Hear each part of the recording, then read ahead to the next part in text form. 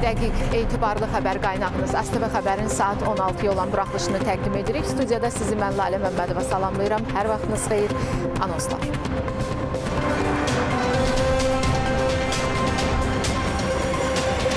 Prezident İlham Əliyev Qazaxstanın Xarici İşlər Naziri Yermek Koşerbayevi və Nəqliyyat Naziri Nurlan Saurinbayevi qəbul etdi.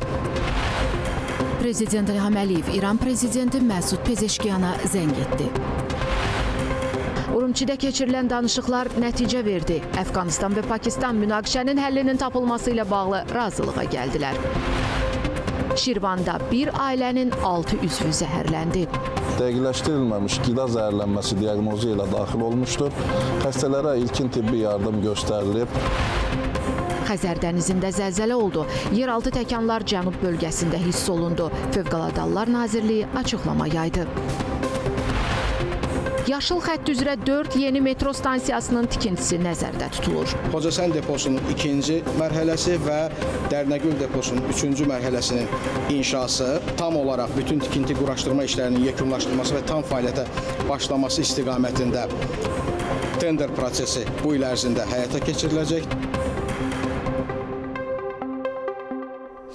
Prezident İlham Əliyev bugün Qazaxstan Respublikasının Xarici İşlər Naziri Yermek Koşerbayevi və Nəqliyyat Naziri Nurlan Saurinbayevi qəbul edib.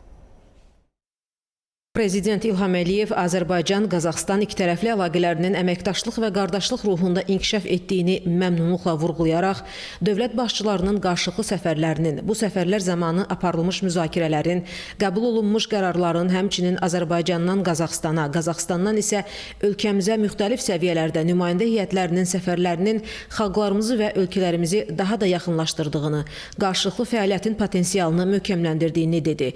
Dövlətimizin başçısı birgə investisiya fondunun imkanlarının tam istifadə olunacağına ümidvar olduğunu bildirdi. Bir neçə layihənin artıq işlənmə mərhələsində olduğunu vurğuladı və Azərbaycanla Qazaxstanın 3-cü ölkələrə birgə investisiya yatırmaq potensialına toxundu. Prezident İlham Əliyev Qazaxstanın Xarici İşlər və Nəqliyyat Nazirlərinin Azərbaycana səfərinin uğurlu olacağına ümidvarlığını ifadə etdi. Qəbula görə minnətdarlığını bildirən Qazaxstanın Xarici İşlər Naziri dövlətimizin başçısı ilə görüşdən şərəf hissi duyduqlarını dedi. Yermek Koşerbayev Qazaxstan Respublikasının prezidenti Kasım-Jomart Tokayevin salamlarını dövlətimizin başçısına çatdırdı. Prezident İlham Əliyev salamlara görə minnətdarlığını bildirdi. Onun da salamlarını Kasım-Jomart Tokayevə çatdırmağı xahiş etdi. Qonaq Qazaxstanda Azərbaycan prezidentinə çox böyük hörmətlə yanaşıldığını vurğuladı. Görüşdə Azərbaycanla Qazaxstan arasında münasibətlərin bir çox sahədə, o cümlədən siyasi, iqtisadi, nəqliyyat, logistika, investisiyalar, enerji, həmçinin yaşıl enerji və digər istiqamətlər üzrə uğurla inkişaf etdiyi məmnunluqla qeyd olunaraq, əməkdaşlığın daha da genişləndirilməsi üçün yaxşı imkanların olduğu bildirildi. Söhbət zamanı Orta Dəhliz, Trans-Xəzər Yaşıl Enerji Dəhlizi və fiber optik xətti layihələrinə toxunuldu. Bu çərçivədə Azərbaycanla Qazaxstanın uğurlu əməkdaşlıq həyata keçirdikləri vurğulandı. Azərbaycan-Ermənistan arasında münasibətlərin normallaşma prosesinin və Ermənistan ərazisindən keçərək TRIP layihəsinin regional əməkdaşlıq və nəqliyyat bağlantıları baxımından rolu qeyd edildi. Görüşdə ölkələrimizin beynəlxalq təşkilatlar çərçivəsində uğurlu tərəfdaşlığı vurğulandı və qarşılıqlı maraq doğuran digər məsələlərə dair fikir mübadiləsi aparıldı. Prezidentin mətbuat xidmətinin məlumatını diqqətinizə çatdırırıq. Bugün Azərbaycan Prezidenti İlham Əliyev İran İslam Respublikasının Prezidenti Məsud Pezeşkiyana zəng edib. Dövlətimizin başçısı İran İslam Respublikası və Amerika Birləşmiş Ştatları arasında elan edilmiş atəşkəslə bağlı təbriklərini çatdırıb. Məsud Pezeşkiyan bu təbriklərə və ölkəmizin İrana göstərdiyi humanitar yardıma görə dövlətimizin başçısına minnətdarlığını bildirib. Telefon söhbəti zamanı ikitərəfli əməkdaşlığa dair məsələlər barəsində fikir mübadiləsi aparılıb. Amerika Birləşmiş Ştatları və İran İslam Respublikası arasında elan edilmiş atəşkəsi alqışlayırıq. Bu barədə Azərbaycan Xarici İşlər Nazirliyinin bəyanatında deyilir. Məlumatda həmçinin qeyd olunur ki, atəşkəsin əldə olunmasında vasitəçilik edən bütün tərəflərin səyləri yüksək qiymətləndirilir. Bu, atəşkəsin regionda gərginliyin azaldılmasına, eləcə də davamlı sülh və sabitliyin bərqərar olmasına töhfə verəcəyinə ümidvarıq.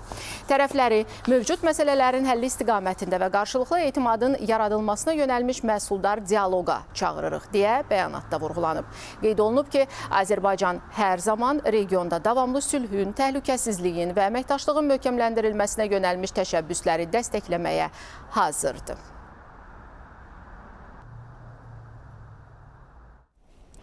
Bu arada ABŞ ilə İran arasında 2 həftəlik atəşkəs qərarı dünya mediasının gündəmini zəbt edib. Tərəflər arasında razılıq Pakistanın vasitəçiliyi ilə Vaşinqtonun Tehrana verdiyi 48 saatlıq möhlətin bitməsinə biraz qalmış əldə olunub. İsrail də ABŞ-nin 14 günlük atəşkəs qərarını dəstəklədiyini bəyan edib, lakin bu qərarın Livana qarşı həyata keçirilən hərbi əməliyyata şamil edilmədiyinə diqqət çəkib. Amerika Birləşmiş Ştatları prezidenti Donald Trump 2 həftə ərzində İrana hücumları dayandırmağa razılıq verdiyini bəyan edib. Ağ Ev rəhbərinin sözlərinə görə bu qərar Pakistanın baş naziri Şahbaz Şərif və Field Marshal Asim Munirlə aparılan danışıqlardan sonra Hörmüz boğazının tam, dərhal və təhlükəsiz şəkildə açılması şərti ilə qəbul olunub. İrandan 10 maddədən ibarət təklif aldıqlarını deyən Donald Trump bunu danışıqlar üçün işlək əsas hesab etdiklərini bildirib. Birləşmiş Ştatlar prezidenti qeyd edib ki, 2 həftəlik müddət razılaşmanı yekunlaşdırıb həyata keçirməyə imkan verəcək. BBC-nin İran Dövlət Televiziyasına istinadən yaydığı məlumata görə Tehranın təqdim etdiyi 10 maddədən ibarət plan İraq, Livan və Yəməndə müharibənin tam dayandırılmasını, İrana qarşı müharibənin vaxt məhdudiyyəti olmadan tam və daimi olaraq dayandırılmasını, regionda bütün münaqişələrə son qoyulmasını, Hörmüz boğazının açılmasını, Hörmüz boğazında gəmiçiliyin sərbəst və təhlükəsiz təşkilinə dair protokol və şərtlərin müəyyən olunmasını, İrana bərpa işləri üçün təzminatın tam ödənilməsini, İrana qarşı sanksiyaların aradan qaldırılmasına tam öhdəliyi, Amerika Birləşmiş Ştatlarının əlində olan İrana məxsus maddi vəsait və dondurulmuş aktivlərin buraxılmasını, İranın hər hansı nüvə silahına malik olmamağa dair tam öhdəlik götürməsini, yuxarıda qeyd olunan şərtlərin təsdiqindən sonra bütün cəbhələrdə atəşkəsin dərhal qüvvəyə minməsini nəzərdə tutur. Trump'ın açıqlamasından təxminən 1 saat sonra İranın Xarici İşlər Naziri Abbas Əraqçi, eləcə də Ali Milli Təhlükəsizlik Şurası rəsmi Tehranın 2 həftəlik atəşkəsə və Hörmüz boğazından gəmilərin keçidinə imkan verməyə razı olduğunu bəyan edib. Əraqçi qeyd edib ki, gəmilərin hərəkəti İran silahlı qüvvələri ilə koordinasiyalı şəkildə və texniki məhdudiyyətlər nəzərə alınmaqla təmin olunacaq. İsrail hökuməti öz mövqeyini Amerika Birləşmiş Ştatları və İranın açıqlamalarından bir neçə saat sonra ifadə edib. Baş nazir Benyamin Netanyahunun ofisinin yaydığı bəyanatda deyilir ki, İsrail Trump'ın zərbələri 2 həftəlik dayandırmaq qərarını dəstəkləyir. Bununla belə qeyd olunur ki, 2 həftəlik atəşkəs Livana qarşı hərbi əməliyyata şamil edilmir. İranla Amerika Birləşmiş Ştatları arasında danışıqların bu həftə Pakistanın paytaxtı İslamabadda keçirilməsi planlaşdırılır. Pakistanın baş naziri Şahbaz Şərif 2 ölkənin nümayəndə heyətlərini aprelin 10-da İslamabada dəvət edib. Fərda Abbasova, ATV Xəbər. ABŞ və İran arasında ikitərəfli atəşkəsə rəğmən qlobal enerji böhranı hələ də aktuallığını qoruyur. Beynəlxalq Enerji Agentliyinin xəbərdarlığı bu mənada diqqət çəkir. Məlumata görə hazırki neft və qaz böhranı tarixdə ən böyük enerji təchizatı pozuntularından biri hesab olunur. Bundan ən çox zərər çəkənlər isə həm də Avropa ölkələridir. Beynəlxalq Enerji Agentliyinin icraçı direktoru Fatih Birol xəbərdarlıq eləyir. Dünya iqtisadiyyatı qara aprel dövrünə qədəm qoyur. Hazırki enerji böhranı 1973 və 1979-cu illərin tarixi şoklarını geridə qoyub. Fars körfəzindəki gərginlik fonunda neft və qaz tədarükündə yaranan boşluq qlobal bazarları sarsıdır. Baxmayaraq ki, Birləşmiş Ştatlar və İran arasında atəşkəs əldə olunub və Hörmüz boğazı müvəqqəti olaraq açılır, ekspertlər nikbinliyə tələsmirlər. Onların fikri bazarların tam normallaşması və qiymətlərin sabitləşməsi hələ çox uzun zaman alacaq. Çünki müharibənin bitməsi hələ enerji qiymətlərinin dərhal əvvəlki həddə qayıtması demək deyil. Bu böhranın real fəsadlarını artıq Avropada, xüsusən Almaniya və Fransada gördük. Yəni, Fransa hökumətinin sözçüsü Maud Brejonun sözlərinə görə ölkədəki yanacaq doldurma məntəqələrinin 18%-də ciddi yanacaq çatışmazlığı yaranıb. Maraqlı bir məqam var, çətinlik çəkən stansiyaların böyük əksəriyyəti, yəni 83% total enerji şəbəkəsinə məxsusdur. Buna səbəb isə şirkətin tətbiq etdiyi qiymət limiti və bunun yaratdığı logistik gərginlikdir. Fransa hökuməti vurğulayır ki, problem yalnız çatdırılma və logistika ilə bağlıdır, lakin buna baxmayaraq rəsmi Paris qiymətlərin dondurulması kimi universal yardımlardan imtina edir və əvəzində daha hədəfli dəstək tədbirləri vəd eləyir. Fatih Birolun da qeyd elədiyi kimi bu böhran həm də bir fürsətdir. Artıq dünya başa düşür ki, enerji arxitekturası dəyişməlidir. Bərpa olunan enerji, nüvə gücü və elektrikli nəqliyyat vasitələri kimi. Qısa müddətli perspektivdə isə enerjidən daha ehtiyatlı və qənaətcil istifadə dövrü qaçılmazdır.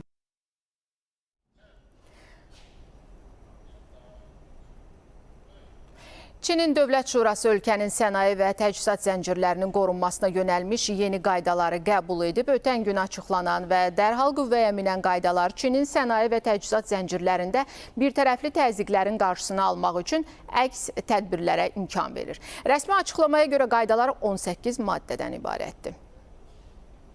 Diqqət çəkən məqam odur ki, Çinin sözü gedən qaydaları yaxın şərqdəki hərbi toqquşmalar da daxil olmaqla qlobal təchizat şəbəkələrinin geosiyasi narahatlıqlardan və dəyişən ticarət dinamikasından artan gərginliklə üzləşdiyi bir vaxtda ortaya çıxır. Yeni qaydaların əsas xüsusiyyətləri xarici təhdidlərə cavab vermək mexanizmidir. Qaydalar dövlət qurumlarına, xarici hökumətlər, təşkilatlar və ya fərdlərlə əlaqəli riskləri araşdırmaq, Çinin sənaye və ya təchizat zəncirinin təhlükəsizliyi üçün əks tədbirlər görmək səlahiyyəti verir. Ekspertlər bildirirlər ki, bu qaydalar ABŞ və bəzi qərb ölkələrinin çip qaydaları, texnoloji blokadalar və təchizat zəncirinin pozulması da daxil olmaqla qondarma milli təhlükəsizliyin həddindən artıq ümumiləşdirilməsini də birbaşa cavab verir. Qaydalar həmçinin qanunvericilik vasitəsilə təhlükəsizlik araşdırması və əks tədbirlər mexanizmi yaradır. İdxal və ixracı məhdudlaşdırmaq, əlavə xüsusi rüsumlar tətbiq etmək və qurumları əks tədbirlər siyahılarına əlavə etmək kimi qarşılıqlı əks tədbirlər səlahiyyətləri də verir. Bu, Çinin pasiv mövqeyini kökündən dəyişdirir və istənilən sektorda xarici təzyiqə dözülməyəcəyinə dair açıq bir siqnal göndərir. Bundan əlavə qaydalar təhlükəsizlik araşdırmalarının başlanması üçün də iki əsas ssenarini aydınlaşdırıb. Birincisi, xarici ölkələr, regionlar və ya beynəlxalq təşkilatlar Çinə qarşı ayrı seçkilik qadağaları, məhdudiyyətlər və oxşar tədbirlər tətbiq etməklə beynəlxalq hüquqi və beynəlxalq münasibətlərin əsas normalarını pozduqda, ikincisi isə xarici təşkilatlar və ya fərdlər normal bazar əməliyyat prinsiplərini pozduqda, Çin vətəndaşları və ya qurumları ilə normal əməliyyatları dayandırdıqda, ayrı seçkilik tədbirləri gördükdə və ya Çinin sənaye və təchizat zənciri təhlükəsizliyinə əhəmiyyətli dərəcədə zərər vuran və ya təhdid edən digər hərəkətlərdə iştirak etdikdə. Qaydalar Çinin bu cür davranışlara necə reaksiya verə biləcəyini də ortaya qoyur. Belə ki, cavab tədbirləri olaraq müvafiq mal və texnologiyaların idxal və ixracını qadağan etmək və ya məhdudlaşdırmaq, xüsusi rüsumlar tətbiq etmək, xarici təşkilatların və fərdlərin Çinlə əlaqəli idxal və ixrac fəaliyyətləri ilə məşğul olmasını və ya Çinə investisiya qoymasını qadağan etmək və s. daxildir. Beləliklə, deyə bilərik ki, Çin xaricdən ölkə iqtisadiyyatına təzyiqlərə cavab vermək üçün hüquqi bazasını təkmilləşdirir. Bu, illərdir davam edən daha geniş və qanun və qaydalarının bir hissəsi hesab oluna bilər. Əfqanistan və Pakistan Çinin Urumçi şəhərində keçirilən məsləhətləşmələr zamanı iki ölkə arasında münaqişənin hərtərəfli həllinin tapılması ilə bağlı razılığa gəliblər. Bu barədə Çin Xarici İşlər Nazirliyinin sözçüsü Mao Ning açıqlama yayıb. Onun sözlərinə görə aprelin 1-dən 7-sinədək Urumçidə Çin, Əfqanistan və Pakistan nümayəndələri silsilə görüşlər keçiriblər. Danışıqlarda diplomatik, müdafiə və təhlükəsizlik orqanlarının nümayəndələri iştirak ediblər. Tərəflər vəziyyəti ağırlaşdıra biləcəyi addımlardan çəkinməklə bağlı razılığa gəliblər.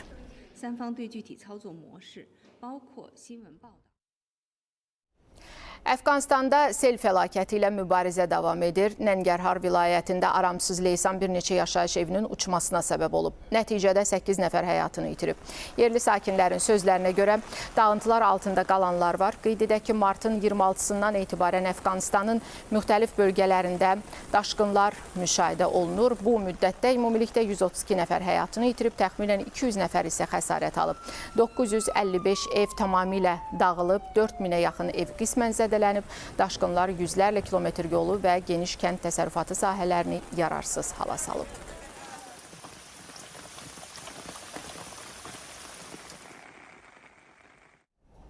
Fransanın Yvelin departamentində fermerlər yanacaq qiymətlərinin kəskin artması, gübrə xərclərinin yüksəlməsi və kənd təsərrüfatı sektoruna artan təzyiqlərə etiraz olaraq aksiya keçiriblər. Etirazçılar köhnə təkərlər və ot bağlamalarını yandıraraq böyük tonqal qalayıblar. Onlar bunu məhv olan peşələrinin simvolu kimi qiymətləndiriblər. Etirazçılar həmçinin beynəlxalq ticarət razılaşmalarını, xüsusilə Avropa İttifaqı Mercosur sazişini tənqid ediblər. Onların fikrincə bu cür sazişlər yerli istehsalçıları ədalətsiz rəqabətlə üz-üzə qoyur və ölkənin ərzaq suverenliyinə zərbə vurur. Fermerlər qeyd ediblər ki, xərclər sürətlə artdığı halda məhsul qiymətləri eyni tempdə yüksəlmir.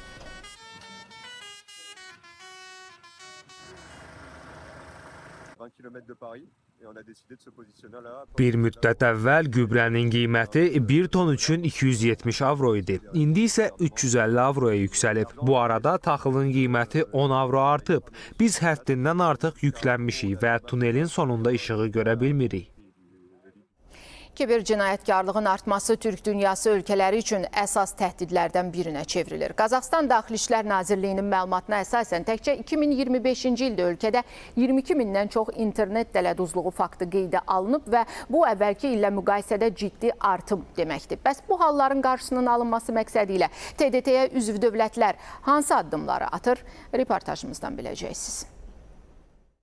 Bugün kibercinayətkarlıq getdikcə transmilli xarakter qazanır. Kibercinayətkar şəbəkələr bir ölkədə yerləşsə də fəaliyyətlərini sərhədlərdən kənarda quraraq müxtəlif ölkələrin vətəndaşlarını hədəfə alır və bir neçə dövlətin infrastruktur imkanlarından istifadə edirlər.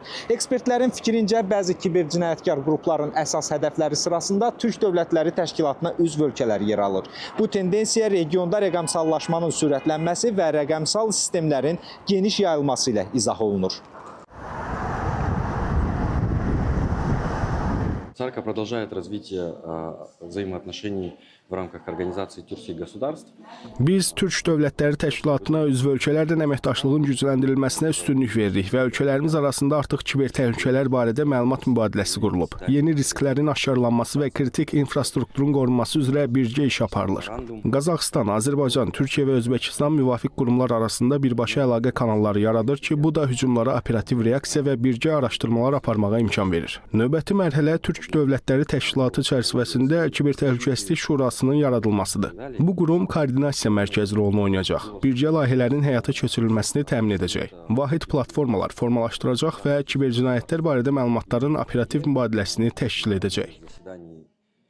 Interpolun qiymətləndirməsinə görə bugün kibercinayətlərin 80%-ə qədəri transmilli xarakter daşıyır və qlobal iqtisadi zərər hər il trilyonlarla dollarla ölçülür. Bu şəraitdə kiber təhlükəsizlik Türk dünyasında artıq sadəcə texniki deyil, milli və regional təhlükəsizlik məsələsinə çevrilir. Ölkələrimiz birləşib bu təhdidlərə qarşı birgə mübarizə aparmalıdır. Əsas rol təkcə dövlətlərarası razılaşmalara deyil, praktik əməkdaşlığa verilməlidir. Bu il Qazaxıstan, Azərbaycan, Türkiyə və Özbəkistan iştirakı ilə keçiriləcək Turkish Digital Leaders Summitdə kiber təhlükəsizlik üzrə əməkdaşlığı daha da gücləndirməyə hədəfləyirik. Hesab edirəm ki, birbaşa əlaqə, təcrübə mübadiləsi və koordinasiya müasir kiber təhdidlərə qarşı effektiv cavabın əsasını təşkil edir. Rəqəmsal təhdidlərin artması kiber təhlükəsizlik sayəsində kollektiv yanaşmanın zərurliyini ön plana çıxarır. Bu kontekstdə Türk Dövlətləri Təşkilatına üzv ölkələr arasında koordinasiyanın gücləndirilməsi və vahid platforma üzərindən əməkdaşlığın qurulması prioritet istiqamət kimi formalaşır. Belə bir yanaşma informasiya mübadiləsinin operativliyini artırmaqla yanaşı, kiber təhdidlərə qarşı çevik və sinxron reaksiyanın təmin edilməsinə xidmət edir. Rövşən İlyasov, Azərbaycan Televiziyasının Mərkəzi Asiya Bürosu, Qazaxıstan, Astana. Azərbaycanın Gəncə Avtomobil Zavodu ilə Belarusun Mazı arasında sənəd imzalanıb. Sənədə əsasən əməkdaşlıq çərçivəsində 100 ədəd yeni kommunal texnikanın istehsalı nəzərdə tutulur. Daha ətraflı Minskə ezam olunmuş əməkdaşımız Rauf Məmmədov xəbər verəcək. Rauf, salamlayıram sizi, məlumatlar sizdə efirdəsiz.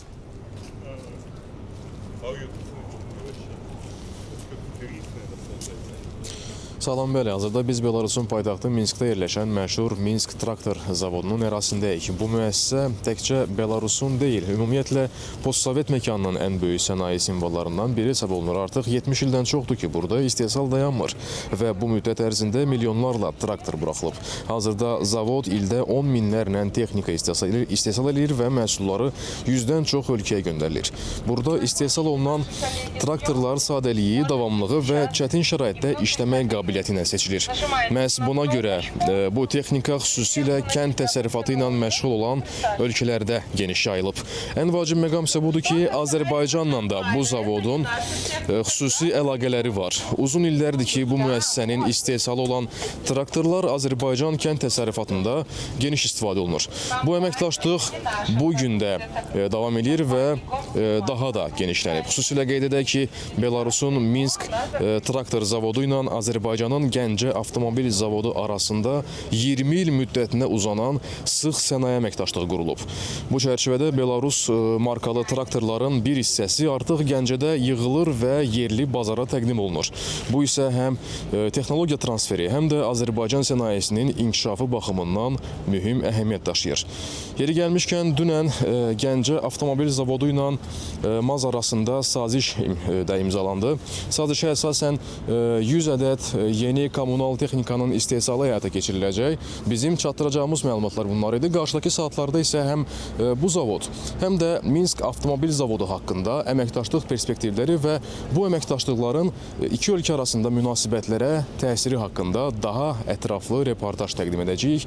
Hələlik isə sözü yenidən studiyaya ötürürəm. Mən sizə təşəkkür edirəm, Rauf. Əməkdaşımız Rauf Məmmədov Minskdən bizimlə birbaşa bağlantıdaydı. Yaşıl xətt üzrə 4 yeni metro stansiyasının tikintisi nəzərdə tutulur. Bu stansiyalar mövcud xəttin davamı olaraq paytaxtın şimal və şimal-qərb istiqamətində, o cümlədən Dərnəgül stansiyasından sonraki ərazilərdə və Xocahəsən istiqamətində yerləşəcək. Bunu jurnalistlərə açıqlamasında Bakı Metropoliteni Qapalı Səhmdar Cəmiyyətinin tikinti layihələrinin idarə olunması departamentinin rəisi Məmməd Rzayev deyib. Xocahəsən deposunun 2-ci mərhələsi və Dərnəgül deposunun 3-cü mərhələsinin inşası, tam olaraq bütün tikinti quraşdırma işlərinin yekunlaşdırılması və tam fəaliyyətə başlaması istiqamətində tender prosesi bu il ərzində həyata keçiriləcəkdir. Dərnəgül elektrik deposunun 2-ci mərhələsi Abay Kunanbayev və Çinarlı Park yaşayış kompleksini birləşdirəcək avtomobil tuneli və piyada tuneli inşa edilməkdədir. Podrası tərəfindən bitdikdən sonra Dərnəgül elektrik deposu qismən fəaliyyətə başlayacaqdır və yalnız ondan sonra biz xətlərin ayrılması layihəsinə başlaya biləcəyik. Şirvanda bir ailənin 6 üzvü zəhərlənib, onlardan 5-i Şirvan şəhər xəstəxanasının infeksiyon şöbəsinə yerləşdiriliblər. İlkin məlumata görə ailə restorandan evə sifariş edilən pizzadan zəhərlənib. Hadisə ilə bağlı Qida Təhlükəsizliyi Agentliyi araşdırmalara başlayıb, müvafiq iaşə obyektinin fəaliyyəti isə müvəqqəti dayandırılıb.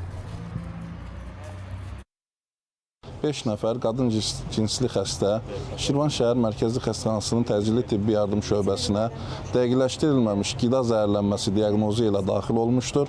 Xəstələrə ilkin tibbi yardım göstərilib. Vəziyyətlərinin orta ağır olduğu üçün Şirvan şəhər mərkəzi xəstəxanasının təcili tibbi yardım şöbəsində müşahidə altında saxlanılmışdır. Xəzər dənizində zəlzələ qeydə alınıb. Yeraltı təkanlar bir neçə rayonda hiss olunub. Diqqət çəkən məqam hadisənin qısa zamanda ardıcıl olaraq bir neçə dəfə təkrarlanmasıdır. Bəs hazırda vəziyyət necə qiymətləndirilir? Bu barədə Respublika Seysmoloji Xidmət Mərkəzinin baş direktoru Qurban Yetirmişlidən eşidək. Baş vermiş 13.05-də ilk təkan. Bu deməli belə götürdükdə orta güclü zəlzələlər seriyasına aiddir. Yəni magnitudası 5.3 olan belə bir təkandır. Sadəcə bu dərində olduğuna görə 70 kilometrəkən bunun dərinliyi var idi. Bu Xəzəryanı yaşayış məntəqələrinin çoxlarında 3-4 bal hiss olunub. Bu qorxulu bir şey deyil. 40-dan çox təkanlar gedib. Hər bir təkanda da istər-istəməz o gərginlik vəziyyətində olub, o toplanan enerjinin boşalması gedir. Zəlzələ ilə bağlı Fövqəladə Hallar Nazirliyi də məlumat yayıb. Bildirilib ki, Xəzər dənizində qeydə alınan yeraltı təkanların hər hansı dağıntı və ya insan xəsarətinə səbəb olması barədə Nazirliyə məlumat daxil olmayıb.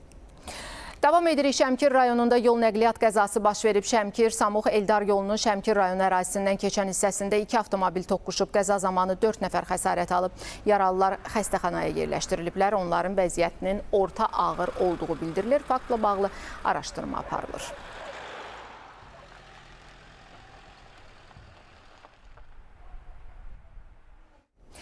Baş Dövlət Yol Polisi İdarəsi küləkli hava şəraiti ilə bağlı hərəkət iştirakçılarına müraciət edib. Bildirilib ki, ölkə ərazisində o cümlədən Bakıda və Abşeron yarımadasında güclü küləklə əlaqədar sarı və narıncı xəbərdarlıq verilib. Əlverişsiz hava şəraiti yollarda təhlükəli vəziyyət yarada bilər. Sürücülərə nəqliyyat vasitələrini təhlükəsiz yerlərdə saxlamaq, xüsusilə yük avtomobillərində yüklərin düzgün bərkidilməsinə diqqət yetirmək tövsiyə olunur.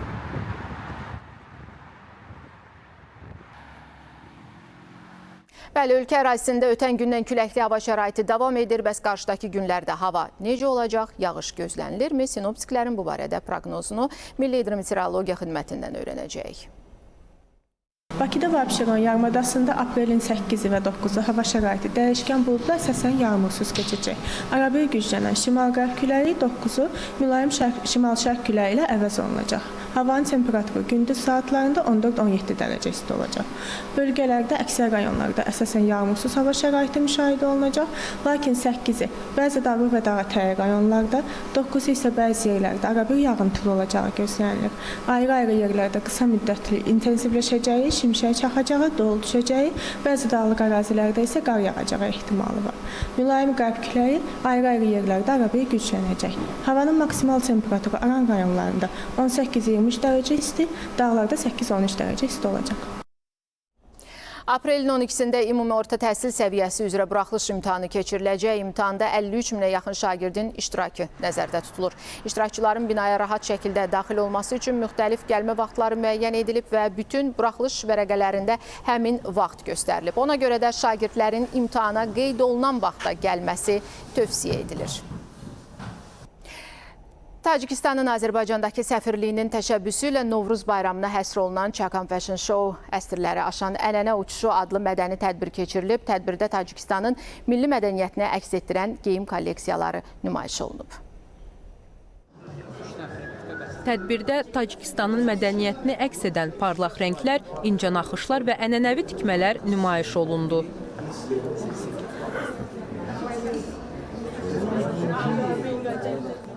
Nümayiş edilən geyimlər qədim tacik ornamentlərini, əl işlərini və milli motivləri özündə birləşdirir. Tədbirdə milli musiqilər səsləndi, rəqslər təqdim edildi.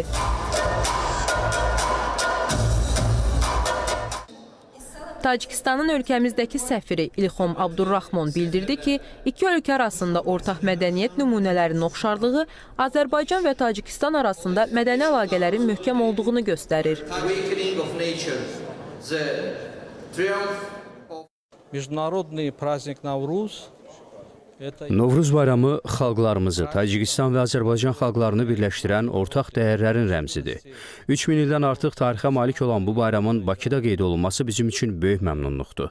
Azərbaycan və Tacikistanın mədəniyyət nazirliklərinin dəstəyi ilə Bakıda Tacik dizaynerlərinin milli kolleksiyalarının nümayişi keçirilir. Tacik mədəniyyətinin mühüm elementlərindən olan və 3000 illik tarixə malik çakan tikmə sənəti də 2018-ci ildə UNESCO-nun qeyri-maddi mədəni irsi siyahısına daxil edilib. Əziz Azərbaycan xalqı, Novruz bayramınız mübarək olsun. Tacik dizaynerlər Çakan, Nuri Bədəxşon və Xorasan nəğməsi kolleksiyalarını nümayiş etdirdilər.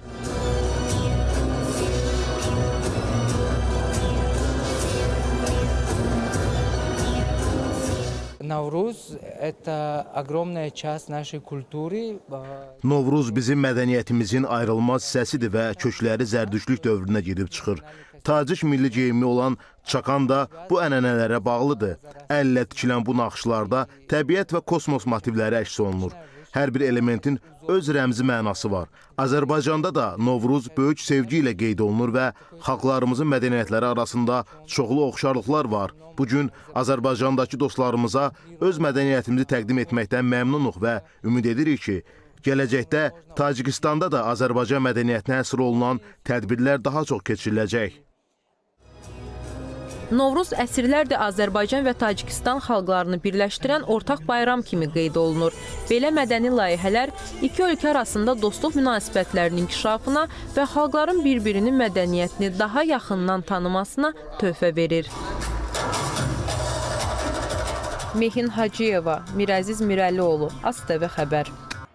Hadisələrin inkişaf ASTV xəbərin növbəti buraxılışlarında nəzərdən qaçırmayın. Özünüzü qoruyun. Görüşərik.